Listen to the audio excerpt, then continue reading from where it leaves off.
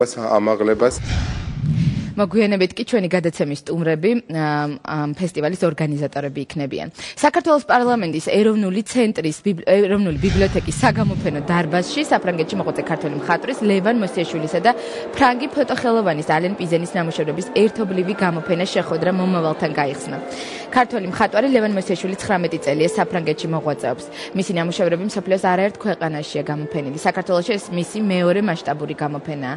შეხვედრა მომავალთან ქართველი მხატვრისა და ფრანგი ფოტოხელოვანის შემოქმედების სინთეზია. ექსპოზიციაზე ლევან მოსიაშვილის როგორც ქართული, ისევე ევროპული პერიოდის 40 ნამუშევარი და ალენ პიზენის 15-მდე ფოტოა წარმოდგენილი. გამოფენა 4 მაისამდე გაგრძელდება.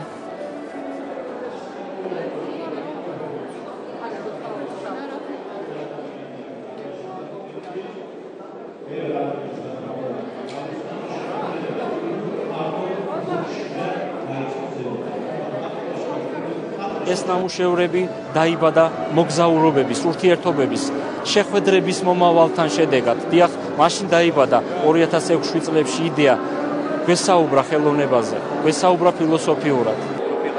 ეს არის ჩემი და ლევანის დიდი ხნის მეგობრობის შედეგი.